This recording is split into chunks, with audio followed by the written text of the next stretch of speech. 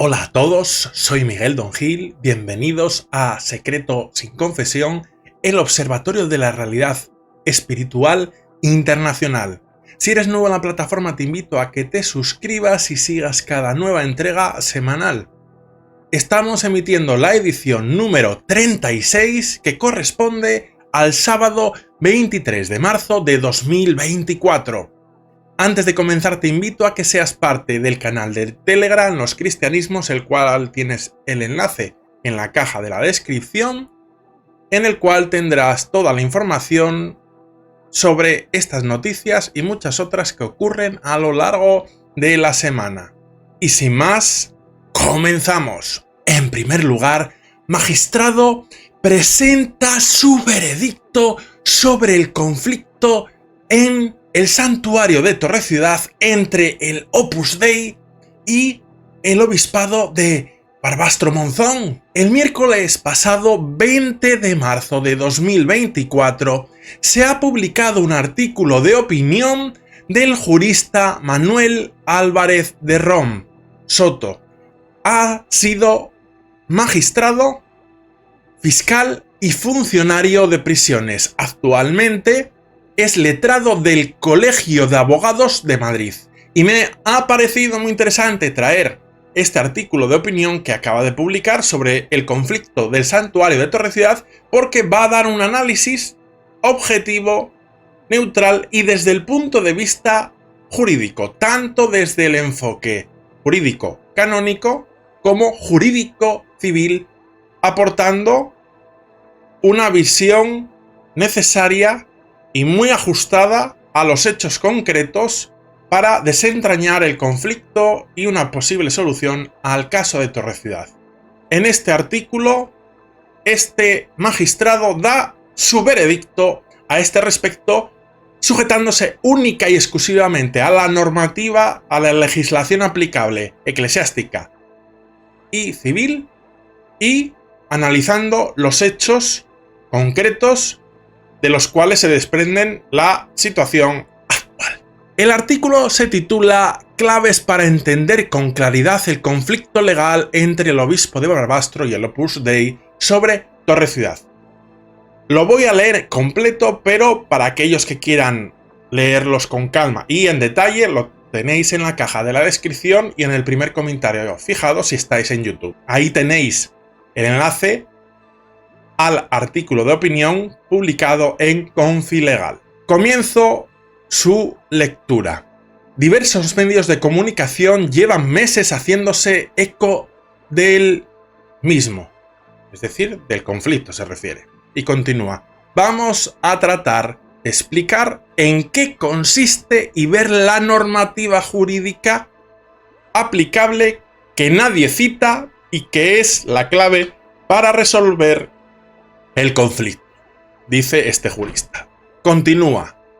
Es bastante clara si se conoce el suficiente derecho civil y canónico.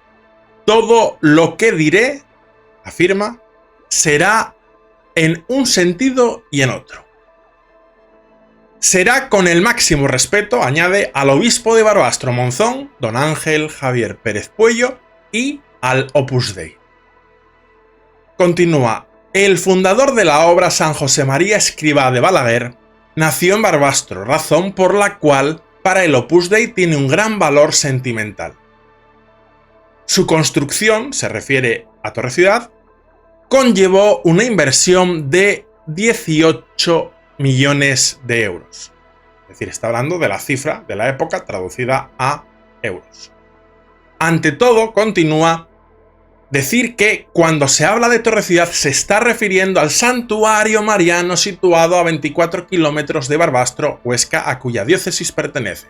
Un lugar precioso de la provincia de Huesca a orillas del río Cinca, sobre el embalse del Grado, que otorga al lugar una extraordinaria belleza y que visitan en peregrinación unas 200.000 personas al año. Y continúa, en dicho lugar hay desde la Edad Media una pequeña ermita en honor a la Virgen María, y hay un gran templo construido en los años 70 del siglo pasado por el Opus Dei. A través de Inmobiliaria General Castellana, sociedad promovida por miembros suyos, es decir, del Opus Dei. También hay una hospedería. El lugar es deficitario, continúa por los gastos que genera, se mantiene por las aportaciones y limosnas de los visitantes y de otras personas. En 1962, por contrato de censo enfiteutíco, expone, se concedió a perpetuidad por el obispo de Barbastro de entonces a Inmobiliaria General Castellana y explica entre paréntesis, cuyo heredero es hoy Desarrollo Social, la pequeña ermita de la Virgen, lo único existente entonces. Se construyó el gran santuario mariano existente actualmente y una hospedería en terrenos adjuntos que compró la citada sociedad. Se constituyó un patronato declarado asociación civil de utilidad pública con el fin de sostener el santuario y atender a los peregrinos, encomendándose la labor pastoral al Opus Dei. Todo correcto y sin problemas, afirma el jurista. Y continúa, hasta julio de 2023, en que surge el conflicto entre el obispo de Barbastro, Pérez Puello, y el Opus Dei. Hay que señalar que el obispo ya tuvo otro anterior, se refiere a otro conflicto, con Cataluña por bienes del Museo de Lleida. Esto fue en el año 2017.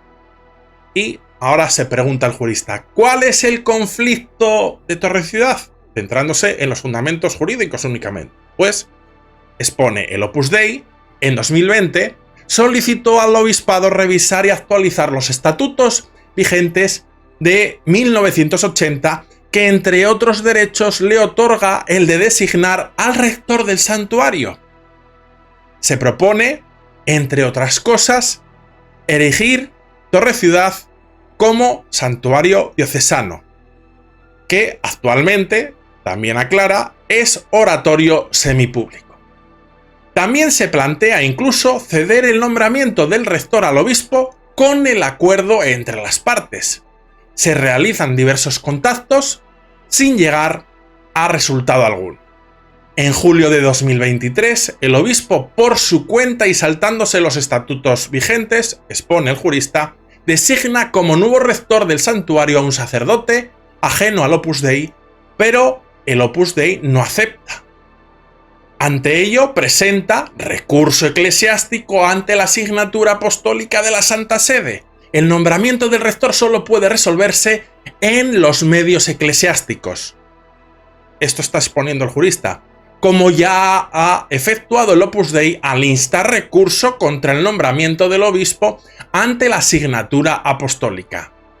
Además, el obispo unilateralmente declara sin fundamento, como veremos, expone el jurista, nulo tanto el censo como la situación jurídica de Torre-Ciudad. Llegó a afirmar, expone el jurista, en la homilía de la Inmaculada Concepción el 8 de diciembre de 2023 en Torre-Ciudad, que la Santa Sede había confirmado el visto bueno a la erección del santuario como diocesano, eso sí, cuando sea procedente. El obispo, continúa el jurista, basa sus pretensiones de nombramiento de rector en que el prelado del Opus Dei no es obispo desde, y esto es interesante destacarlo, la Carta Apostólica Charismatuendum del Papa Francisco de 14 de julio de 2022, y que según el canon 1232 del nuevo Código de Derecho Canónico de 1983, el nombramiento corresponde al ordinario del lugar, o sea, al obispo. Y ahora expone el jurista, en cuanto a la pretendida nulidad del censo, no constan públicamente cuáles son los motivos que invoca. Se refiere a los motivos que invoca el obispo. Ahora se hace la gran pregunta, ¿quién tiene la razón, el Opus Dei o el obispo? Pues el jurista expone, para poder dar respuesta hay que acudir de un lado al derecho civil para examinar el tema de la nulidad del censo que aduce el obispo Pérez Puello y de otro al derecho canónico para el tema de la potestad de nombrar al rector. En cuanto al derecho civil, el censo es emfitéutico según el artículo 1605 del Código Civil. Y explica, es cuando se concede a otro el dominio útil a cambio de una pensión anual. Y expone, de acuerdo con los artículos siguientes, el censo se cede a perpetuidad o por tiempo indefinido, concediéndose además al censatario, y explica aquí, la sociedad promovida por el Opus Dei, el derecho a rescatarlo. Y continúa, pudiéndose transmitir este censo a título oneroso o lucrativo y disponer del predio tanto por acto inter vivos como mortis causa. Como dice el artículo 1633 y añade el 1635, que el enfiteuta, o sea, la sociedad cesionaria, podrá incluso donar o permutar la finca. Es decir, según el jurista, el Opus Dei, conforme a ese censo, tiene la potestad de incluso hasta cederlo y tomar las decisiones que considere oportunas. Atención, la actualización de la pensión, el código no dice nada, aunque el obispo desea hacerlo en cantidad desproporcionada según el Opus Dei, teniendo en cuenta el carácter deficitario del santuario, manifiesta. Y continúa, para ser nulo, el contrato, lo que alega el obispo, debería tener, dice el artículo 1300, algunos de los vicios que lo invalidan. Y lo explica ahora el jurista, es decir, falta de objeto, causa o nulidad del consentimiento, que sería por error, violencia, intimidación o dolo. Es decir, de intención de engaño, ¿no? Así lo establece el artículo 1265. Evidentemente, continúa, tales causas no existen ni indiciariamente. Pero, y es lo más importante, atención, la acción de nulidad de los contratos solo dura 4 años, expone, de lo que se deduce que habría prescrito en 1966. El obispo, continúa el jurista, solo tendría derecho, eso sí, a exigir el reconocimiento de su dominio directo cada 29 años según el artículo 1647 y a percibir el laudemio si se enajenase la finca a título oneroso.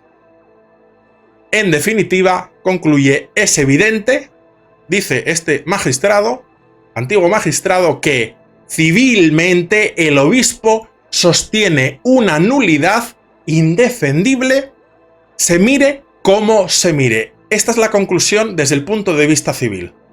Según este antiguo magistrado, el obispo sostiene una nulidad que es indefendible, se mire como se mire a nivel civil. Por tanto, según este jurista, tiene toda la legitimidad y razón jurídica a nivel civil el Opus Dei.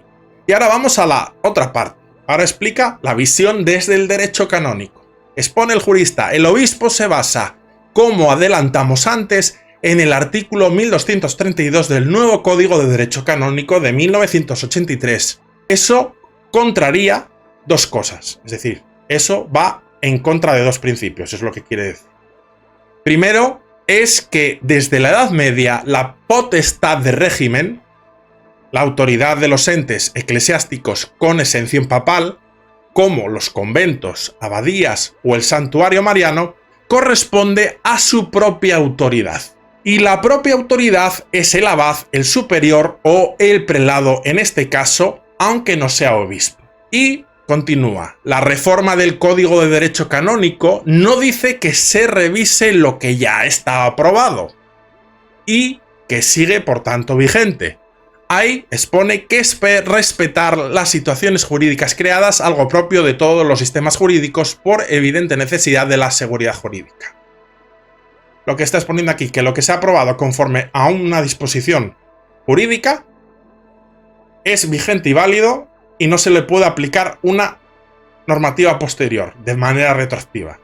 Los planteamientos civiles y canónicos del obispo, expone el jurista, carecen pues de fundamento legal, dicho sea con respecto a la dignidad eclesiástica. Es decir, que afirma que también desde el punto de vista canónico, eclesiástico, no tiene fundamento la posición del obispo en función de esta argumentación que hace este jurista. Pero continúa, no obstante, y sin comunicarlo previamente, al Opus Dei y en plena negociación, el obispo presentó una demanda de conciliación el 22 de julio de 2023 en el juzgado de primera instancia e instrucción número 2 de Barbastro, que se notificó el día 2 de diciembre de 2023 y se celebró el siguiente día 20 de diciembre. Continúa, el obispo reclama va a declarar nulo el censo y toda la situación jurídica de Torreciudad desde su origen. Pretensión sin fundamento, como decíamos antes. El Opus Dei, lógicamente y haciendo uso de su derecho, no acudió a tal acto, expone el jurista, lo que sirvió para dar pábulo público en ciertos medios de algo que debería haberse mantenido de forma discreta, como son las negociaciones en curso, expone este antiguo magistrado. Negociar, y aquí hace esta aclaración que es necesaria, no es imponer ni dar lugar a polémicas públicas. Decía San Pablo que las discrepancias entre cristianos deben resolverse internamente, como ha puesto de relieve en un magnífico vídeo el padre José Antonio Fortea, sacerdote independiente ajeno al Opus Dei. Conclusiones. Ahora nos va a traer sus conclusiones ya finales en este punto último del artículo. El nombramiento del rector de Torreciudad solo puede resolverse en los medios eclesiásticos, como ya ha efectuado el Opus Dei al instar recurso contra el nombramiento del obispo ante la asignatura apostólica con arreglo al derecho eclesiástico. Y el segundo punto que trata, la jurisdicción civil, por otra parte, solo puede tener competencia sobre el contrato de censo, pero no sobre el nombramiento de rector, algo sobre lo que solo es competente la jurisdicción eclesiástica. Hasta aquí llega el artículo de este antiguo magistrado, donde concluye que tanto por la vía del derecho civil aplicable y por la vía del derecho canónico aplicable, por ambas vías tendría razón el Opus Dei según su análisis jurídico. Es un nuevo enfoque, una nueva perspectiva en el análisis del caso de Torreciudad que da más claridad y que puede llevarnos a tener una composición del lugar más amplia. Con todo, como siempre, me encantará saber vuestros comentarios respecto a este análisis jurídico que hace este antiguo magistrado respecto a todo el suceso y el conflicto de Torreciudad, tanto a nivel civil como espiritual. Y, en segundo lugar, el Opus Dei crea una nueva región del Caribe dentro de la prelatura. Y es que el pasado martes 19 de enero, en la fiesta de San José, el prelado del Opus Dei ha erigido una nueva circunscripción denominada Región del Caribe, compuesta por Puerto Rico, República Dominicana, Trinidad y Tobago y Venezuela. Ha nombrado al presbítero Ignacio Rodríguez Maiz como vicario regional y como vicario secretario al presbítero Luis Armando Silva Ortiz. Hace algunos meses, tras el primer anuncio de esta reestructuración, el padre Ignacio Rodríguez envió un videomensaje en el que invitaba a todos a estar siempre en acción de gracias, como los invitaba San José María en su viaje a América hace 50 años para abrirles un mar sin orillas de oportunidades apostólicas. Y en tercer lugar, el Papa imagina una iglesia más pequeña pero más sana y pura. El periodista Fabio Marchese expone que el Papa imagina esa iglesia más pequeña pero más sana y pura. En el libro titulado Vida, mi historia a través de la historia, que está escrito entre este periodista y el propio Papa Francisco, el Papa Francisco expone su visión, su testimonio directo de muchos hechos a lo largo de toda su vida y también sobre la realidad presente. En este libro, que salió a la venta el pasado miércoles 20 de marzo, el Papa Francisco, de la mano de Fabio Marchese, que escribe las introducciones, rememora su vida a través de los acontecimientos que han marcado a la humanidad en los últimos 80 años.